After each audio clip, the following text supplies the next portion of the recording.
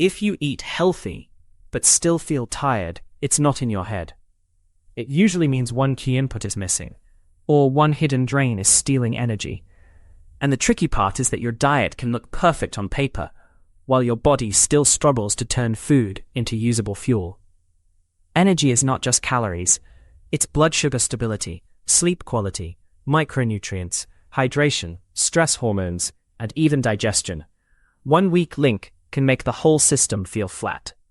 So, instead of blaming willpower, we'll map the most common reasons healthy eaters crash. You'll learn what patterns to watch for, and simple checks that often reveal the real problem. Think of this as an energy audit. Not a strict plan, and not a list of bad foods. By the end, you should be able to pinpoint which 2 or 3 factors are most likely affecting you. Moving to slide 2. First, let's talk about the most common trap: eating clean, but not eating enough.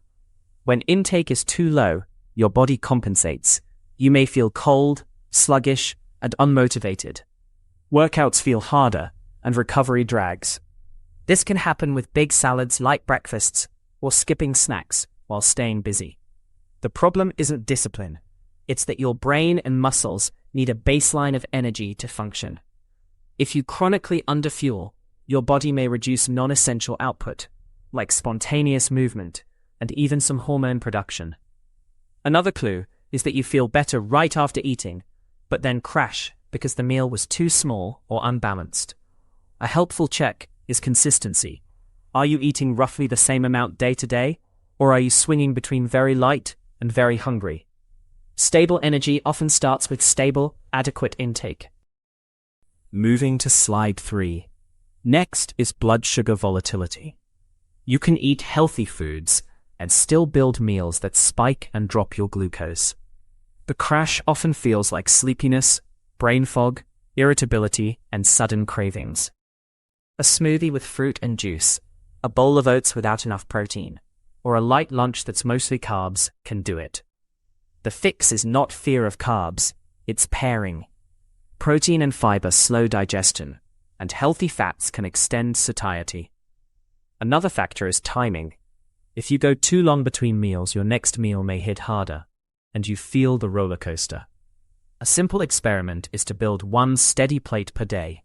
A clear protein source, a high fiber carb, and a fat you tolerate well. Then notice your energy 2 hours later. Stable energy usually feels boring, in a good way. Moving to slide 4. Let's separate 2 things people mix up: fatigue and sleepiness. If you can nap easily, that's often sleepiness. If you feel wired but exhausted, that's often fatigue. Both can happen with healthy eating, but the causes differ. Sleep quality is the biggest multiplier of daytime energy. You can eat perfectly and still feel awful if your sleep is short, fragmented, or shifted late. Caffeine can mask this for a while, but it often creates a second dip later. Another overlooked piece is light exposure. Bright light late at night and dim light in the morning can confuse your body clock. That can flatten energy and mood. A useful approach is to protect the first hour after waking and the last hour before bed. Make mornings brighter and evenings calmer. Food supports energy, but sleep sets the ceiling. Moving to slide 5. Hydration is another sneaky one, because it's not just about drinking more water. If you drink a lot but don't retain it well, you can still feel low energy, lightheaded, or headachy. Electrolytes, especially sodium, potassium, and magnesium, help your body hold fluid in the right places and support nerve and muscle function. People who eat mostly whole foods sometimes lower sodium a lot without realizing it, because packaged foods are the biggest sodium source. If you sweat, exercise, or live in a hot climate, the gap grows. Also, too much caffeine can increase fluid loss for some people. The goal is balance, not extremes. A practical check is your thirst and urine color, but also how you feel when standing up quickly. If hydration is the issue, small adjustments can change your day fast. Moving to slide 6. Now let's hit micronutrients, because you can eat healthy and still miss key ones. Iron is a big example. Low iron stores can show up as low stamina, shortness of breath with effort, and feeling wiped out after normal tasks. Vitamin B12 and folate matter for red blood cell production and nervous system function. Vitamin D is tied to mood and muscle function in many studies. Magnesium supports sleep quality and muscle relaxation. The challenge is that symptoms overlap, and food labels don't tell the whole story. Absorption varies, and some diets restrict entire food groups.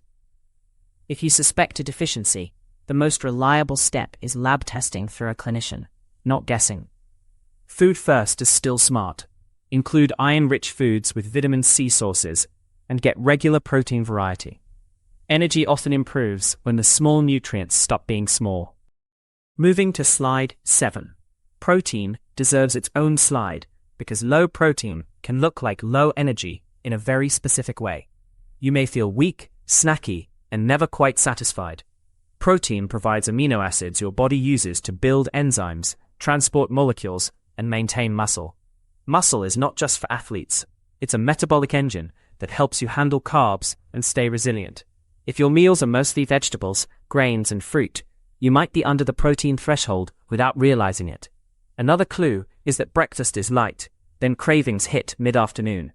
A practical target many people use is including a clear protein source at each meal, then adjusting based on body size and activity. You don't need perfection. You need a reliable baseline. When protein is adequate, energy tends to feel steadier and appetite quieter. Moving to slide 8. Let's talk about digestion, because you can eat the best food and still not extract the value. If you have frequent bloating, irregular stools, reflux, or discomfort after meals, your energy may drop simply because digestion is taking too much effort or absorption is impaired. Stress makes this worse by shifting your nervous system away from rest and digest. Eating too fast is another common trigger. When you rush meals, you swallow more air and chew less, which changes how your stomach and intestines handle the food. Also, some people react to specific fibers, sugar alcohols, or large amounts of raw vegetables. That doesn't mean those foods are bad. It means your current tolerance matters. A helpful strategy is to simplify. Fewer ingredients per meal, more cooked foods for a while, and slower eating. If symptoms persist, it's worth discussing with a clinician. Moving to slide 9. Stress is a major energy thief, even if your meals are perfect. When stress is high, your body prioritizes immediate survival signals that can change appetite, sleep, digestion, and how stable your blood sugar feels. Some people lose appetite and undereat. Others crave quick carbs and feel guilty after. Both patterns can end in low energy. Chronic stress can also keep you in a wired but tired state, where you feel restless at night and foggy in the morning. The key is that stress management is not just mindset.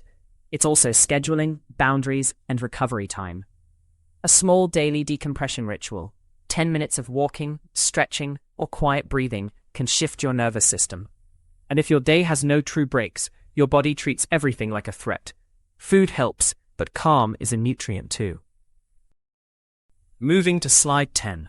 Another overlooked cause is ultra-processed health foods. A protein bar can be convenient, but some are basically candy with better marketing. Sugar alcohols can upset digestion. Highly refined fibers can bloat you. And some products are low in actual micronutrients compared to whole foods. The result is a weird combo. You're eating high protein and low sugar, but you still feel hungry, puffy, or tired. This is also where portion distortion happens. Liquid calories, snack foods, and guilt-free treats can sneak in without providing lasting satiety. A simple rule is to use packaged health foods as backup, not the foundation. Build most meals from recognizable ingredients. Then use convenience items strategically, like when travel or work makes cooking unrealistic. Your energy usually improves when your diet becomes simpler and more predictable. Moving to slide 11. Training and movement can also be the culprit, either too little or too much. If you sit most of the day, your circulation and muscle activity drop, and that can feel like low energy, even with great nutrition. On the other hand, if you train hard often and don't recover, fatigue accumulates. The signs include heavy legs, worse sleep, irritability, and performance that stops improving. More healthy food won't fix a recovery deficit by itself. You need the right mix of intensity and rest. A helpful approach is to separate movement into two buckets: daily low-intensity activity, like walking, and planned training sessions. If energy is low, keep the daily movement consistent and temporarily reduce training intensity. Many people regain energy when they stop treating every workout like a test and start treating it like practice. Moving to slide 12. Hormones and medical factors can sit underneath everything we've discussed. Thyroid function, anemia, sleep apnea, and blood sugar regulation issues can all show up as persistent low energy. So can chronic inflammation, certain infections, and side effects from medications without you doing anything wrong. For many people, the clue is duration.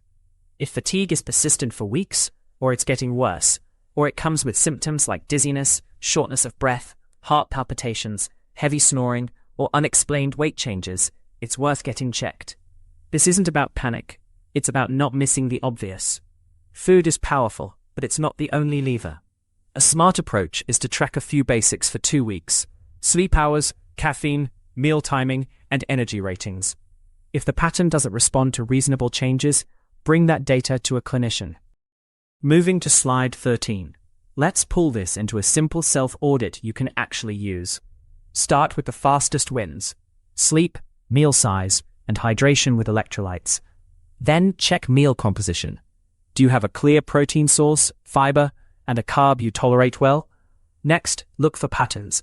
Do you crash at the same time daily, or only after certain meals? That points to blood sugar swings or digestion triggers. Then zoom out. Is your week overloaded with no recovery time? That points to stress and training load. Finally, consider micronutrients and medical checks if fatigue is persistent.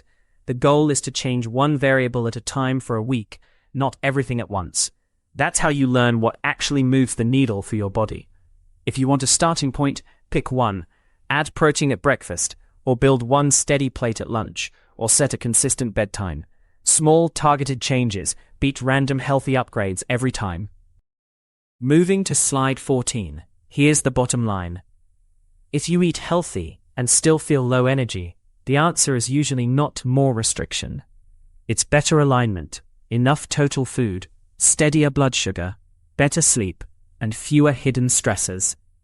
Start with the basics you can control, and look for the simplest explanation first. If you want a quick personal test, rate your energy from 1 to 10 at 3 times each day for a week, and write what you ate and how you slept. Patterns will jump out faster than you think.